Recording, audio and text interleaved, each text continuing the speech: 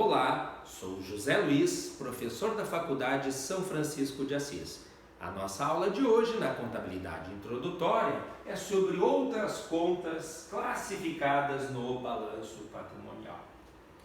Muito bem, nas aulas anteriores nós vimos como se elaborava o balanço patrimonial de acordo com o pronunciamento técnico CPC 26. Posteriormente, os exercícios foram aumentando o número de contas, nós fomos incluindo novas contas classificadas então dentro dessa estrutura patrimonial, que é o balanço patrimonial, e consequentemente, sempre que surgiam novas contas nos nossos exercícios, eu apresentava as contas para vocês. Apresentamos então uma aula de contas retificadoras, uma aula de contas específicas de agropecuários, ativos biológicos, né? Já vimos uma outra aula das contas classificadas no realizável a longo prazo e agora então uma outra aula na qual a gente cita várias outras contas de diversos grupos do balanço que surgiram durante o semestre nos nossos exercícios da disciplina de contabilidade introdutória. Muito bem, uma dessas contas são os direitos autorais. Os direitos autorais dizem respeito, então, aos valores que foram despendidos pela empresa para o registro, então, de obras literárias, livros, filmes, entre outros, né? Essa conta, por não ter corpo físico, por ser um bem intangível, é registrada lá no ativo intangível da empresa. Então, dentro do ativo não circulante, no subgrupo intangível. Nós estávamos trabalhando até então com as marcas e patentes e o fundo de comércio e agora vamos acrescentar mais esse ativo intangível, isso é um bem incorpóreo destinado à manutenção da atividade da empresa. No nosso caso, então, os direitos autorais. Uma outra conta que surge nos nossos exercícios é a conta de adiantamento de clientes. Até então, nós trabalhamos com vários adiantamentos concedidos a terceiros, né? Ou aos acionistas, como a conta de adiantamento a diretores, adiantamento a controladas, adiantamento a fornecedores e adiantamento de viagens. Hoje nós vamos ver uma conta que tem característica de obrigação. A empresa recebeu antecipado um valor, né? E diferentemente de ter emprestado um valor, aqui ela recebeu um empréstimo. Muito bem, essa conta de adiantamento de clientes representa então a obrigação que a empresa tem referente a mercadorias que foram pagas antecipadamente por seus clientes, mas que por determinação desse mesmo cliente, elas ainda não foram entregues e que não se encontram nos estoques da entidade.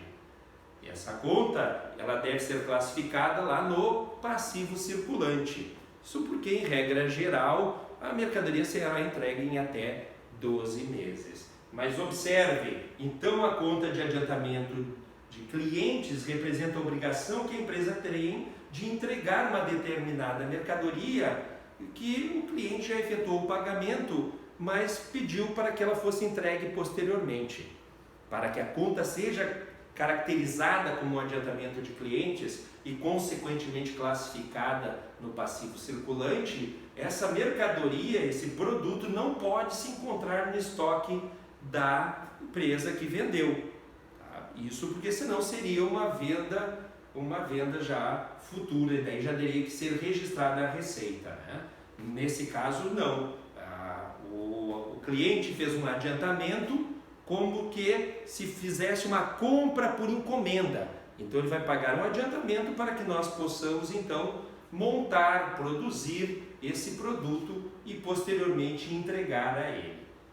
Então o que caracteriza a conta de adiantamento de cliente é justamente o cliente efetuar o pagamento antecipado, não levar a mercadoria porque ela ainda não se encontra nos estoques da empresa que vendeu o produto.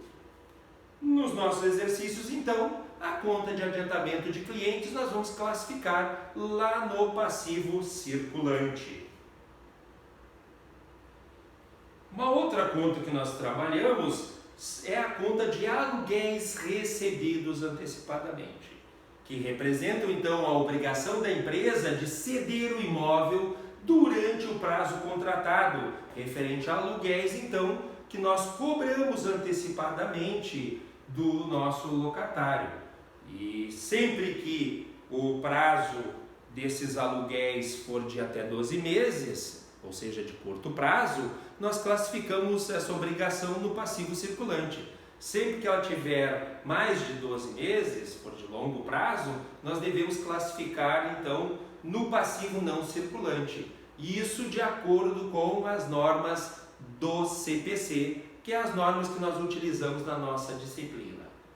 Como curiosidade, segundo o artigo 299-D da Lei 6404 de 76, alterada pela 11.941 em 2009, todos os saldos existentes à época no subgrupo resultado de exercícios futuros, que abrigavam então as receitas recebidas antecipadamente, cujo um exemplo clássico são os aluguéis recebidos antecipadamente, deveriam ser reclassificados para o passivo não circulante. Então, nas normas pela legislação societária, a conta de aluguéis recebidos antecipadamente, independentemente do prazo, ela é classificada sempre no passivo não circulante. Mas, como na nossa disciplina nós elaboramos o balanço patrimonial pelas normas do CPC, há que se observar o prazo, e nos nossos exercícios no rodapé aparece a informação de que esse aluguel recebido antecipadamente é de curto prazo ou de longo prazo. Quando for de curto prazo, nós vamos classificar no passivo circulante, e quando for de longo prazo, no passivo não circulante. Uma conta que nós não vamos trabalhar na disciplina, mas é importante que a gente já tenha a noção dela, vocês vão trabalhar já agora no próximo semestre na disciplina de contabilidade intermediária, são as duplicatas descontadas. Essas duplicatas descontadas, elas representam então a compra à vista de duplicatas por estabelecimentos financeiros, na qual ocorre o desconto da despesa bancária e dos juros no momento em que ocorre essa operação de desconto de duplicatas. Então, no momento que se faz a operação de desconto de duplicatas, a empresa já recebe o valor líquido das despesas bancárias e dos juros embutidos. Contudo, a responsabilidade pelo pagamento da duplicata, caso o devedor original não o faça, então, caso o devedor original não efetue o pagamento da duplicata, é a entidade que descontou o título.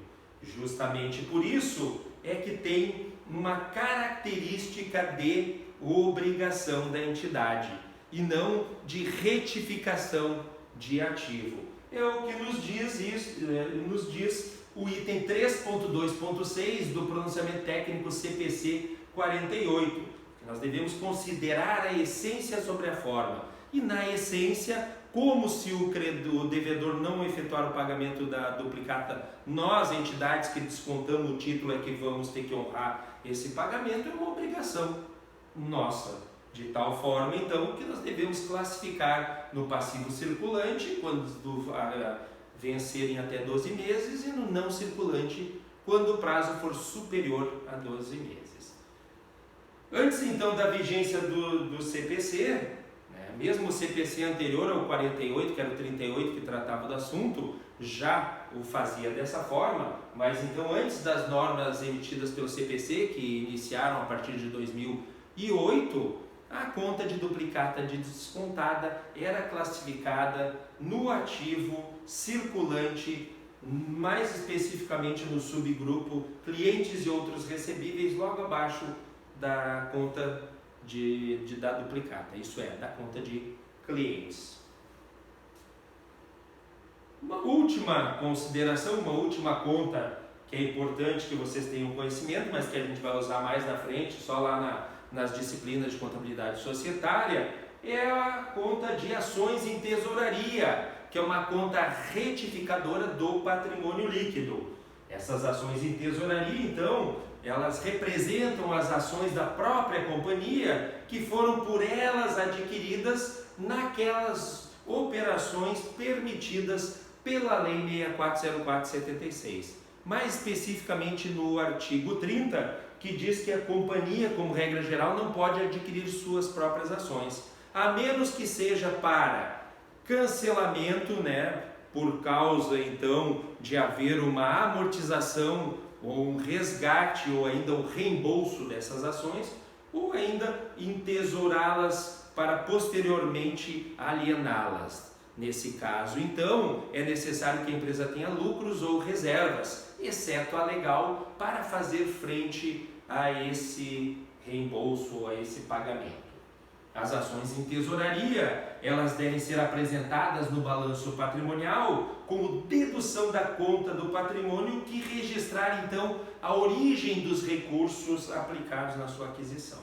Como regra geral, a gente tem que ter, então, reservas de lucro para poder adquirir as suas próprias ações. E, nesse caso, então, elas entrariam retificando dentro desse grupo de reservas de lucros lá no patrimônio líquido da nossa empresa. Muito bem, essa foi a nossa aula de hoje. Obrigado a todos e até a nossa próxima aula.